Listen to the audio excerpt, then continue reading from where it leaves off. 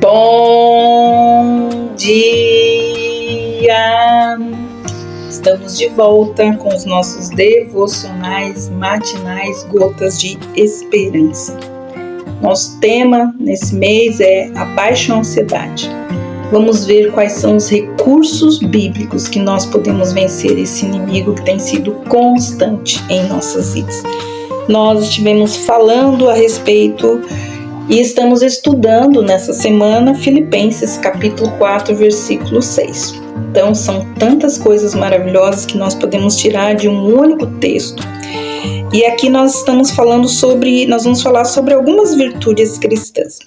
Nós já vimos que a oração é o nosso principal meio de combater a ansiedade. Depois de Paulo então ter dito que não andássemos ansiosos em Filipenses 4:6, ele acrescenta duas frases completas. Então ele especifica como devemos orar e que benefícios resultam disso. Então é importante a gente ver, e eu pesquisando a gente viu que o texto traduzido do grego para esse parágrafo sobre as atitudes e os pensamentos cristãos aqui em Filipenses 4, ele é frequentemente simplificado e às vezes mal interpretado, como se fosse uma lista de lembretes de como lidar com a ansiedade. Porém, é muito mais do que isso quando a gente estuda mais profundamente. Muitos crentes, como crentes, nós devemos deixar o pecado da ansiedade para trás por meio de nossas orações e gradualmente nos tornar pessoas diferentes, colocando em prática novas formas de pensar e agir. Vamos explorar então nessas próximas semanas essas etapas, que são questões que vão além da ansiedade. Paulo escreveu essas palavras, então ele fala o seguinte no versículo 8: tudo que é verdadeiro, tudo que é respeitável, tudo que é justo, tudo que é puro, tudo que é amável, tudo que é de boa fama, se há alguma virtude, se há algum louvor existe, seja isso que ocupe o vosso pensamento. Como foi então mencionado, nós somos produtos dos nossos pensamentos. Já lemos esse texto lá de Provérbios 23:7. Como uma pessoa imagina em sua alma, assim ela é. Infelizmente, muitos creem que um indivíduo pode encontrar estabilidade recordando dos seus pecados passados, das suas mágoas e contrariedades. Esse tipo de pensamento ele tem se infiltrado no cristianismo, mas o apóstolo Paulo ele nos aconselha algo diferente, em pensarmos, ou seja, mudarmos os nossos pensamentos. Pensarmos somente naquilo que é justo, naquilo que é honrado e não nos pecados das trevas. Então, como nós pensamos? Então, para entendermos o que as Escrituras falam sobre os nossos padrões de pensamentos, antes, durante e após a salvação. Então, Paulo, ele está descrevendo a humanidade não redimida, aquela que não encontrou a redenção em Cristo. Então, ele escreveu: por haverem desprezado o conhecimento de Deus, o próprio Deus os entregou a uma disposição mental reprovável para praticarem coisas inconvenientes. Romanos 1:28. Visto que as nossas mentes elas foram corrompidas, encobertas, pois o Deus, olha só, 2 Coríntios 4:4 diz assim: pois o Deus deste século cegou o entendimento dos incrédulos. E como consequência, então, eles começam a se envolver em pensamentos fúteis, como diz Efésios 4:17. Procure esses textos. Então, olha só, o Deus desse século, ele cega o entendimento de quem? Dos crentes? Não, dos incrédulos. Então, você tem que cuidar para sua mente não se tornar incrédula, para que você não seja pego nessa armadilha. Na verdade, a palavra de Deus diz que os ímpios, aqueles que não creem em Deus, que não conhecem a Deus, têm os seus entendimentos obscurecidos e eles estão alheios à vida de Deus por causa da ignorância em que vivem, diz o versículo 18. Então, uma vez que a mente do perdido é corrupta, ela não acolhe o que é bom. Como ela é espiritualmente cega, ela não conhece o que é bom. Já que seus pensamentos também são fúteis, não pratica o que é bom. E por ser ignorante, nem quer conhecer o mal que está fazendo. Então isso é uma trágica, sucessão de pensamentos. Então a capacidade de pensar claramente e corretamente é uma bênção maravilhosa que Deus dá para aqueles que confiam no Senhor. Isso é uma bem-aventurança do Evangelho. Tudo começa com o Evangelho, que é o poder de Deus para a salvação, diz Romanos 1,16. As pessoas não querem o Evangelho, não querem conhecer o Evangelho, não querem ter em suas mentes e em coração o Evangelho, mas ele é o poder de Deus para a salvação.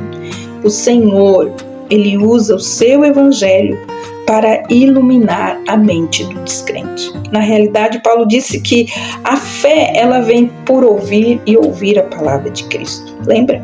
Romanos 10,17. A salvação, ela tem início na mente quando o indivíduo entende a seriedade do pecado e como a obra expiatória de Cristo ao seu favor. Em Lucas 10,27, Jesus diz para nós: amarás o Senhor teu Deus de todo o teu coração, de toda a tua alma, de todas as tuas forças, de todo o entendimento. A salvação requer uma reação inteligente, uma confiança na verdade revelada de Deus que se comprova na vida como verdadeira. Agora lembre-se disso. Quando Deus disse: amarás o Senhor teu Deus de todo o teu coração, de toda a tua alma, de todas as forças e de todo o entendimento, e ao próximo como a ti mesmo. Isso é a lei, é uma lei que precisa estar estabelecida em nossa mente, no nosso coração. É a lei do amor. Ela também nos protege de estarmos colocando outras coisas, outros ídolos no nosso coração para tentar suprir aquilo que somente Deus pode suprir em nossas vidas. Quando nós usamos outras coisas para suprir aquilo que somente Deus pode suprir em nossas vidas, nós entramos numa idolatria e acabamos cegos, surdos espiritualmente, não enxergando aquilo que Deus quer nos revelar. Lembrando, nós devemos lembrar o que nós vimos em Mateus 6,26. Jesus disse: observai as aves do céu, não semeiam, não colhem, nem ajuntam em celeiros, contudo o nosso Pai Celestial a sustenta. Porventura não vale você muito mais do que as aves?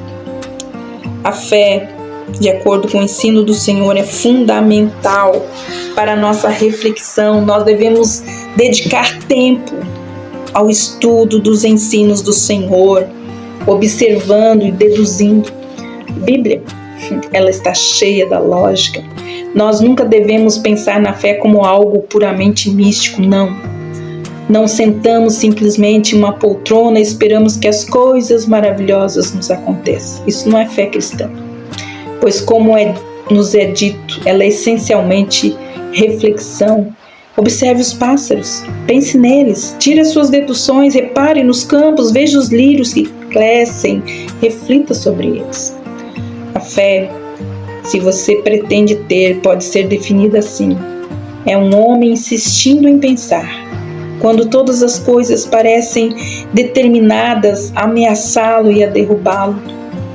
O problema com a pessoa de pequena fé é que, em vez de controlar seus próprios pensamentos, ela está sendo controlada por outra coisa. E quando tenta controlá-la, ela gira em círculos. Essa é a essência da ansiedade. Isso não é pensamento, é ausência de pensamento, uma deficiência em pensar. E a palavra de Deus diz que nós temos a mente de Cristo. Algumas pessoas acabam até admitindo que a ansiedade é o resultado de se pensar demais. De fato, ela resulta da pouca reflexão na direção certa. Mas se você conhece quem é Deus e entende os seus propósitos, se você entende as suas promessas e seus planos, isso ajudará a não sentir ansiedade. A fé, ela não é psicológica. Ela é uma reação racional a uma verdade que se revela. Quando nos entregamos com fé a Cristo como nosso Senhor e Salvador, as nossas mentes são transformadas. E então, regenerados, recebemos uma nova mente e um novo modo de pensar. Os pensamentos divinos e sobrenaturais são injetados em nosso padrão de pensamento. As coisas de Deus, ninguém as conhece, senão o Espírito de Deus, disse Paulo. Mas nós, como crentes, não temos recebido o Espírito do mundo, mas sim aquele Espírito que vem de Deus, para que conheçamos o que por Deus nos foi dado gratuitamente. 1 Coríntios capítulo 2, versículos de 11 a 12. Em outras palavras, amados, porque o Espírito Santo habita em nós, os pensamentos de Deus estão acessíveis a cada um de nós. Então, nós podemos sim ter as nossas mentes renovadas, continuamente purificadas, trazendo refrigério, pois Jesus disse que o principal agente de Deus para purificar o nosso pensamento é a sua palavra. E Paulo reiterou isso muito bem. E amanhã nós vamos dar continuidade a essa disciplina de como nós podemos ganhar a nossa mente e termos os nossos pensamentos corretos. Que Deus abençoe você. E até amanhã com os nossos devocionais matinais, Gotas de Esperança. Deus te abençoe e até lá.